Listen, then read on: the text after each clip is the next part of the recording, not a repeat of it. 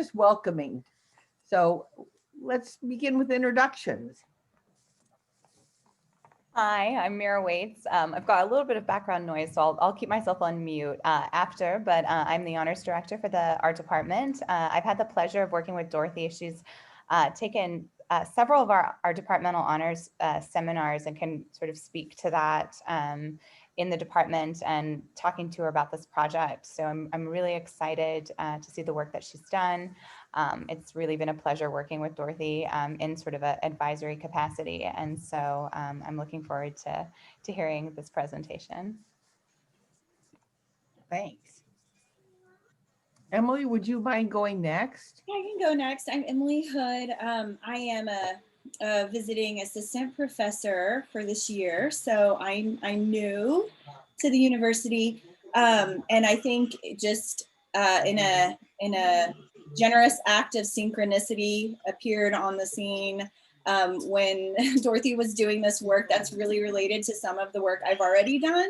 So it was really, I think, an awesome experience for both of us to be able to work on this a little bit, and a class she was in of mine, a project in there coincided with it. So it really worked out nicely. So I'm really happy to see other people doing similar kinds of work, and feel very fortunate to just kind of jump right in. So I'm excited to be here. Great, thank you. Jefford? Jeff or Jefford, either one. I'm delighted to be here. I'm Dean of the Honors College, and I received a lovely formal invitation from Dorothy to come, and I immediately responded and said, I'm there. So I'm delighted to learn what's coming, and excited about it. Thank you. Thank you. And we all know Dorothy in some way. And Dorothy, welcome. And I'm so excited about this morning that this is, I've been looking forward to hearing what your thoughts are. And I'm Vicky Grube, and I'm in art education and also a studio artist in the art department. And I've written about story and memory and made comic books about memory. As my father died, and then I recreated him in a comic. And as I was doing that, I was worried that I was speaking for him and he couldn't address me back. And that was something that I came to deal with in terms of what is qualitative research. And then also depicting him as an image with me at different key moments that I drew stories. And so I really feel like story is a wonderful way, and memory are a wonderful way of examining what we've come to know and how we come to know a person and how we've come to experience our culture. So anyway, I now would like to, Dorothy, would you do a synopsis of your study so we can all know what you're thinking right now? And yeah, and I'm sorry for any background noise I have as well. So when Vicky and I first started, I was like, yay, I get to do an honors thesis. I wonder what this means. And I am a K through 12 art education major. So, and I'm also non-traditional. I have a family and I've been married and have 2 kids. So I was like, maybe I should make a children's book of why teachers are important, especially art teachers, because I know that in North Carolina and a bunch of other states, funding for art, music, theater, etc., had been cut with the budget. But as that was just a forethought, and as I was speaking with a bunch of professors, but including Vicky, we came up with a different idea, because she kept asking, what's important to you? You know, like, where have I come from? What have I been through to get me where I am? And we started talking about childhood, and I have children. And I found that all of these courses, I'm a senior, so all these courses I've had, like psychology applied to teaching and working with special ed students, but also just introduction to art education, and all of them have been helping me to get better acquainted with my own daughter, who is 8 years old. And I started realizing how important the whole of my education has been so far, and how fortunate I am to be doing this as I'm a parent, because now I'm making all these connections. And so as I was making these connections and talking with Vicky, and then I had Dr. Head's paper to do on phenomenology. I realized I need to explore my own childhood, because I've formally learned about education in children now and art classroom and curriculum. And I have a daughter, but I want to make a deep connection with childhood through my own experience and go back in time and really evaluate myself and what I've been through, and analyze key points that have stuck with me through time and why did they stick. So there's so many more stories that I could do, but Dr. Head and I have construction of childhood currently, and we had a paper, we had a bunch of conversations in class about childhood. We also talked about adolescence and maybe some moments of teenagehood too, but what is it to be a child was our theme this semester. And some research has shown that childhood can be defined as an age from after babyhood, but up into preteenhood, and I'm thinking maybe around 8 years old.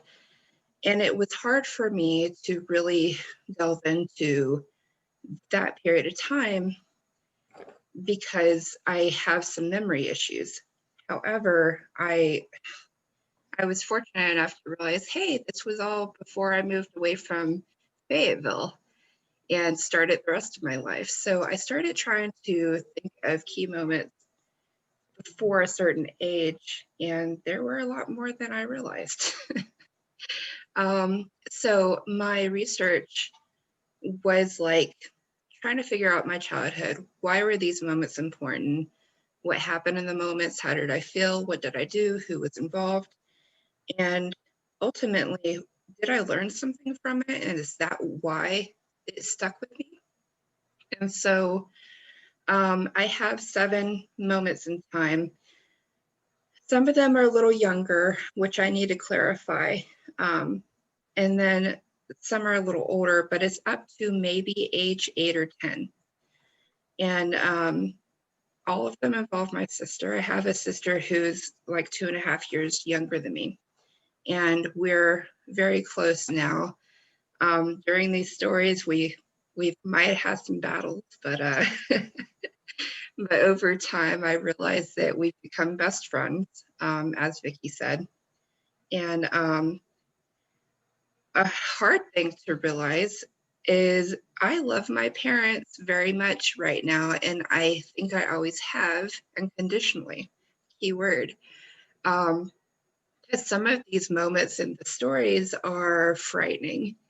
My dad and mom got married when they were 17 for my mom and 21 for my dad. And they had kids early, so they were young parents. And I feel that along with their own background of poverty, and my dad having been in the military, and he started that career as soon as he could to help out his family. He has 3 sisters. My mom has 2 sisters. But their young age and their impoverished backgrounds, their hard upbringing, might have had something to do with the way my sister and I were raised. And he was in the military. He just retired from that last year. So he might have been a little stern for that reason as well. So all that being said, stories like, and I'm sure Jefford might have some questions here, but stories like Baby Tooth are going to be hard to read because it's scary. And we can get into that after this introduction if you would like. But there's other very nice moments in my stories as well to kind of balance it out. There's exciting moments, there's silly moments, but all in all, I figured out some things about myself. I feel that I could better relate to how my daughter is going through her life at a similar age. And I think this experience is going to help me be a more understanding teacher in the classroom. So that's my introduction. Thank you. That was great. That was great. I might ask you a question, and then other people can ask questions as well. And maybe I would just like to hear your thoughts. You talked a little bit about how this experience affected you. How do you feel like this writing these stories affected and changed you? Were you changed during this process of collecting these stories, and how so? Yeah, I feel that I was. Dr. Emily Hood has a lot to do with that, again, because we're doing construction of childhood together right now. And she helped guide our class and myself through what it means to be a child. And as I was making a huge list of potential stories to write, I was also thinking about my own kids as well as myself. And, you know, why do I feel as a parent that Jade gets in trouble? Why am I mad at her sometimes? What makes her silly to me? And through having construction of childhood with Dr. Hood and through the writing process and brainstorming of what stories are relevant and important and why, I have become closer to my children, and I have had a more thoughtful process when writing lesson plans for other classes, because I could now think better of how would a child interpret these instructions? What materials might they want to use? And, you know, what would make this more fun? Is it too dry? Is there too much information? Would it be sensory overload if, you know, I said it this way? Should I consider saying it a different way?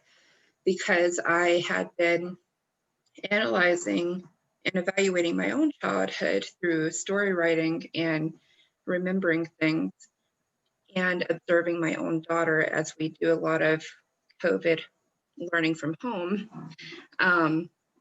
It's helped me to open up to more possibilities of how I could do things as both a parent and a teacher, hopefully separate one day. And what can I do in my own classroom with a whole bunch of kids? So taking into consideration these younger years and all of my experiences, I could also think, what if, I know it's a different time, but what if some of my students are currently having the same situation? What if there is a neighborhood bully messing with your sibling? What if your dad does pull out your baby teeth with pliers? You never know. Maybe people don't talk about it. What if, I don't know, what if you get spanked, and how do you deal with that? Is it normal? You know, is this something you want other people to know? Do you want to tell your teachers to get some help? Is it fine? You know, these are things I'm trying to consider so I could be a more thoughtful teacher in my own classroom one day, because I'm finding my sister is a fourth grade reading teacher, and she's been working for a few years now. And she said the number one thing that she found is also important is building key relationships with her students. And all of her students love her, and I'm so proud of my sister. And their younger siblings that come through later in her classroom, the parents always request her, and she's just built all these bonds with the parents and faculty, staff, students. And even though she's my little sister, I kind of aspire to be like her whenever I get out of here. So all of my research has changed me because I'm learning to be more thoughtful, and I'm learning how relationships with your students would matter, and they do. Thanks.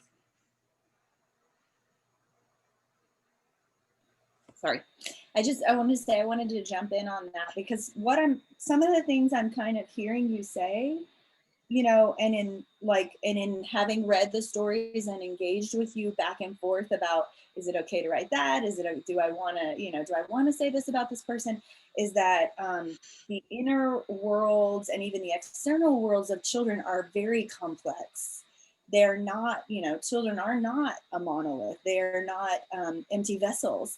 They experience and engage the world in all kinds of ways. And I think your stories are showing that. They're showing, just a variety of encounters, not only that, but like the complexity of the interplay of the characters. And if you're thinking about classrooms, there you have that complexity of the individual child, but also the complexity of the social webbing that's going on there. And so I want you to really, kind of cling to that. There is so much complexity always going on. And I think the relationships, that's the only way to even kind of begin to broach that complexity is through the relationships. Yeah, I really have enjoyed the book that you helped edit and your story on, oh my gosh, pedagogies in the flesh. And the whole proximity of authority figure like a teacher to, person that's lesser. I don't want to say that, but like it's students who may not have the authority, the proximity and the height difference, I found is really important to consider in my scary baby tooth story. And in my analysis of it at the back of the book, I describe my father, and in the very positive light, he's towering above me. He's so strong, and he takes care of me. And then when I tell him I have the wiggly baby tooth, and I describe his hands being warm and soft and strong, and then it all turns because now he's scary, because what does he have? He has a pair of pliers, and he's on top of me, and now his hands are rough and dry and rugged, and his towering over me is not, nice anymore. It's scary. So I figured out that in that story, that state of mind has a lot to do with it, and the vibes we put out to children can instantly change their perception. And my glorious, towering, lovable father became like a nightmare almost instantly. It's the same person, the same pose, the same strength, the same softness, the same warmth and dryness, but you sense what maybe is necessary in the moment. So all the nice stuff was transformed, even though it wasn't really transformed, into something scary in an instant. And in a classroom setting, we need to probably, take into that consideration of what I learned is maybe thinking about our proximity, like you said in your book, Dr. Hood, to how we are from our students, how we look, maybe our tone of voice, our mannerisms, and make sure that they're comfortable, because some of these children may be bringing trauma to the classroom. Some of them may have some special needs where they may not understand, social engagement that well. And some kids might be hungry from poverty or having been laid up at night, and we don't know what our children are bringing to the classroom. And so reflecting on my own childhood again has taught me maybe some potential strategies on where to stand, where to sit, how to maybe become on eye level with the students, sit at a table with them, to become more engaging instead of a towery authority figure. And I hold all the power, because I don't really. I'd like to share my power with my students, especially after this experience. So thank you for that, Dr. Hood.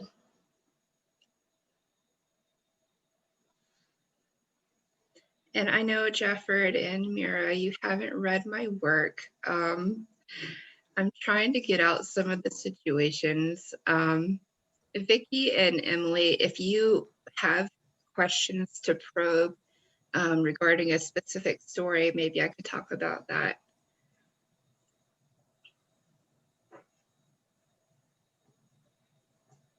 And Vicky, you're muted. Thank you. You're still muted. Sorry.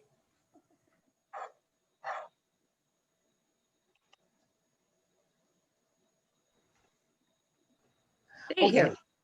I know you made a lot of decisions when you were writing this, and you make a lot of decisions when you do a drawing, when you make artwork, and you made a lot of decisions about what stories to put in and what stories to leave out.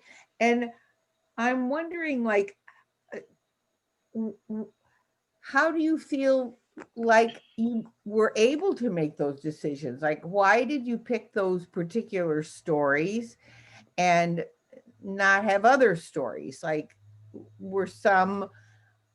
did some hit you with a greater feeling than others, or did some just seem to flow out? Or what? Tell me more. Like, how did you find those stories as most key to this thesis? Some of the stories I left out were probably mostly due to other engagement I have this semester and a lack of time. Others I left out because I figured maybe I should stick to a theme of childhood instead of teenage years.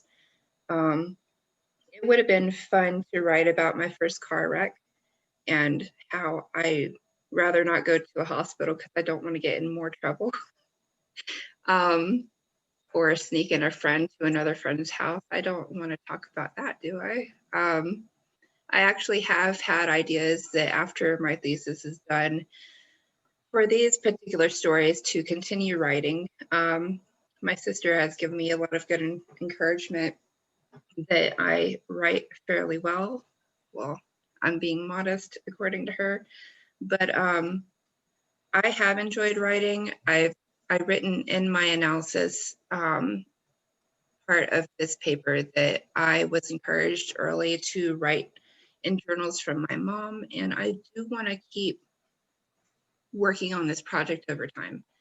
However, the stories I chose besides the age reasoning, the stories I chose were because we were talking about conflict and we were talking about what's exciting to read and what made the most impact on my life. And these are probably the biggest reasons why. Miss Horton, the babysitter story, I didn't know. Well, I didn't really think to choose that one, but when Vicky suggested it, I tried to remember, why did I even put that on my list? And, I think it is important to look at figures within your life, now or even as a child that are not your family, and how do they impact you and why?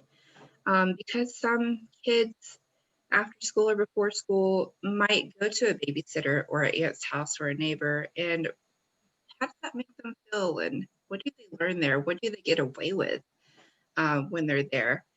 And I found out, well, that really was a good story to hit on.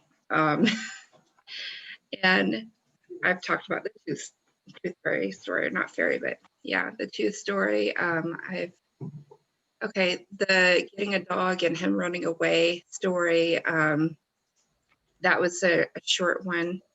In the beginning, Vicky and I talked about a 2-paragraph story, so that's why the first few stories are short. But then I just got really long-winded because they became more elaborate. But you know, kids love animals, most of them, and having an animal that loves you and you love it suddenly run away because it thinks it's playing with you, but you're scared. I thought that was a really important feeling to explore. You know, the rush of adrenaline as you're chasing the dog and then giving up and sitting down, and then the dog actually comes back to you. You know, it's such a simple moment in time, but it's so impactful because I wrote down that I learned a lesson that day that sometimes you need to stop chasing a thing and you need to sit and be patient and wait for it to come back to you. And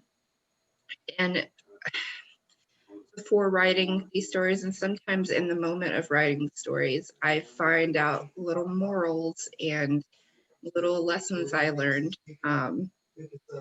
And I then knew it was the right choice to write about those stories. There's other stories I thought I should write about, like a runaway. And this would have been a very long, complex story about a girl that my parents wanted to foster when I was little. My mom was a police officer and a detective in Fayetteville. My dad was in the military. So my mom always had a big heart, always kept teddy bears in her trunk of her squad car that she'd bring home just in case there was a kid to get hurt out there. And she had a run-in with a runaway foster kid. And I really wanted to write this story because it talks about drug use. I was so, I didn't know about drugs. My parents sheltered me from bad things. We were in the thick of it because of the city we're in, but I didn't know that. I had really good parents and a good upbringing, but this foster child, they were considering adopting. I remembered learning about drugs in school, but I didn't know about them really yet because I was really young, maybe kindergarten through first or second grade. And this probably could have been a novel all by itself. But so it's just some stories I think might have been too complex for this thesis, even though they might still be valid. And it's my hope that after I'm done with this thesis project, I could turn it into a novel and add more stories to it later. I hope that answers your question. It does. It does. We're kind of probably going to end our meeting here soon. So, is there anything someone would like to say or ask before we say thank you, Dorothy? And well, that sounds like it's from the Wizard of Oz. Well, this was. I'll take it. But something about what shoes are you wearing? Okay. Anyway, but thank you. And anytime anyone has a last question, now's the time. Otherwise, we'll say thank you and do virtual signing at some point. Okay. There were some points that Dr. Hood had made regarding my current paper. There are minor things like the past tense, present tense situation. and maybe having an introduction before a final analysis, because it jumps from the last story right into analysis. So these are some things I wanted to say I'm going to take into consideration before we do the signing. And if anybody else from this conversation thinks I should add or do differently to the paper, just let me know, or we could talk about it via email. Well, thank you, Dorothy. This has been such a pleasure, and I loved listening to your comments on the questions. And we've got more conversation to finish this up. And so I'll say thank you, and thank you very much for everyone who took the time to come. We really appreciate it. Thank you. Thank you so much for inviting me. It was great. Appreciate it. Thank you. And thanks, Bye-bye. Dorothy, for all your good hard work. Congrats, Dorothy. Okay, goodbye, everyone, and thank you for coming. Thank you. Thank you.